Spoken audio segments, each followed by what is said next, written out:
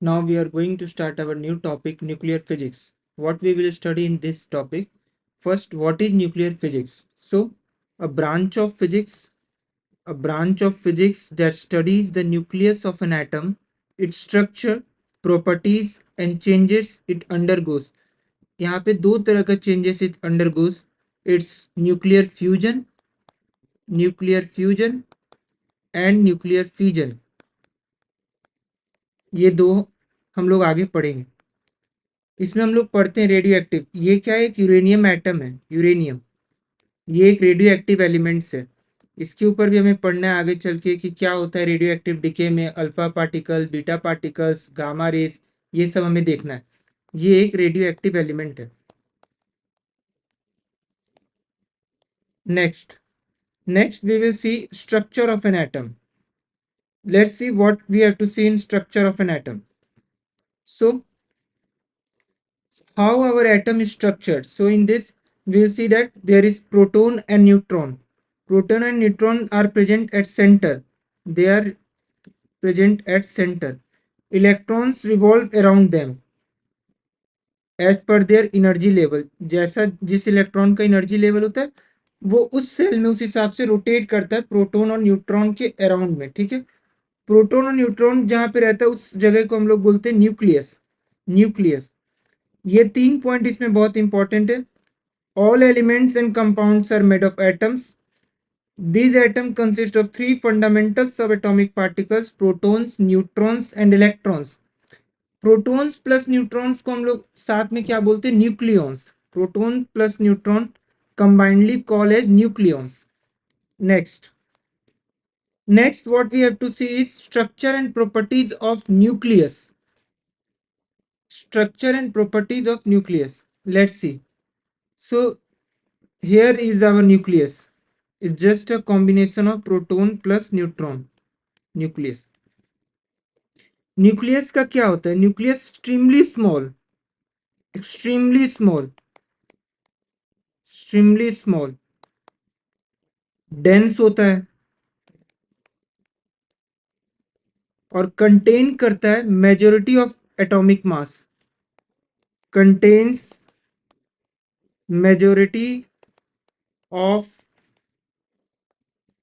N atomic mass.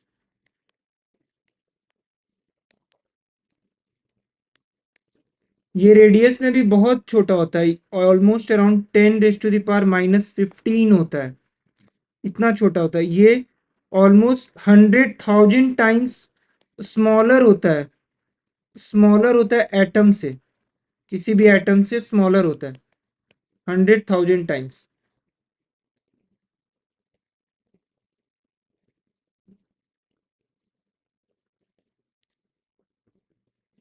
Next, we will see nuclear symbol, how they are represented. So, X here represent any element, its element symbol, and A is mass number and Z is atomic number. So, how any atom is represented? Let's see an example of lithium.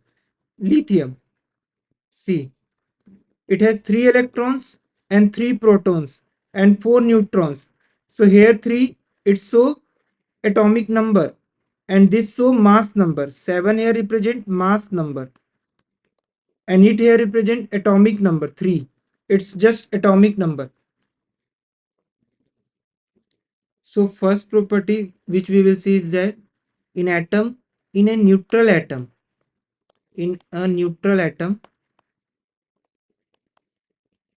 number of proton is equal to number of electron. Proton is equal to number of electron. ठीक है. Next we number of proton is equal to atomic number,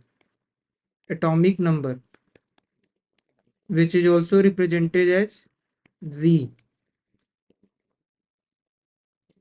Next is nucleus, number of neutron, not nucleus, number of neutrons, which we represent as N.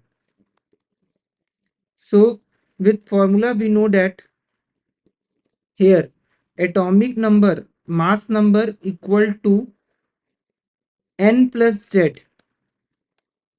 This is the formula. Atomic mass number equal to atomic number plus new. So mass number equal to atomic number plus number of neutrons. इस हिसाब से हम लोग calculate करते हैं. अगर number of neutrons पूछ लिया गया, what is N, so we can find out N. What will be N? N will be from here a minus z. A minus z equal to n. This will give us number of neutron. Clear है? अब आते हैं एक ions में, देखते हैं ions में क्या होता है. बस चार्ज डेवलप होता है. चार्ज किसी भी बॉडी में कब डेवलप होता है? With the movement of electrons. अगर इलेक्ट्रॉन्स किसी एटम से दूर जा रहा है तो नेगेटिव चार्ज उस पर पॉजिटिव चार्ज आएगा. एक इलेक्ट्रॉन एटम के पास आ रहा है तो उसके ऊपर पॉजिटिव चार्ज डेवलप हो जाएगा. Next we will see absolute versus relative charge. इसमें हम लोग क्या देखते हैं, हमें इसमें तीन चीज इंपॉर्टेंट जानना है. एक कि जो एब्सोल्यूट चार्ज होता है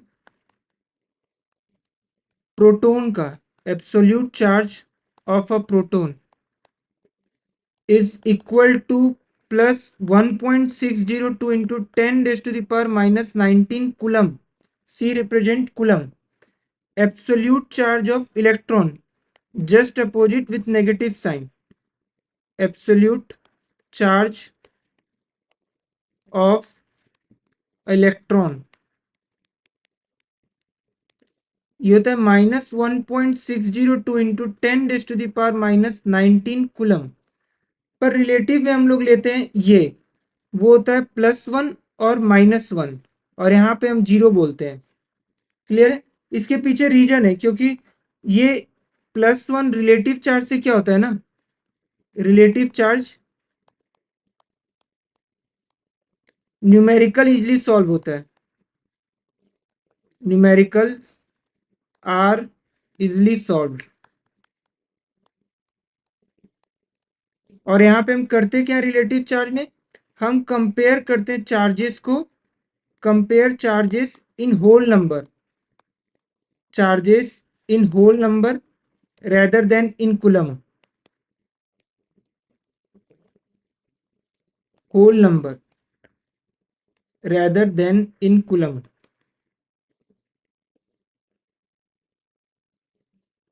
Rather than in coulomb. इससे बस हमारा इजी हो जाता है. यही सेम चीज हम रिलेटिव मास में निकालते हैं. इसमें हम लोग निकालते हैं 1 AMU. 1 AMU क्या होता है? 1/12 of mass of carbon atom.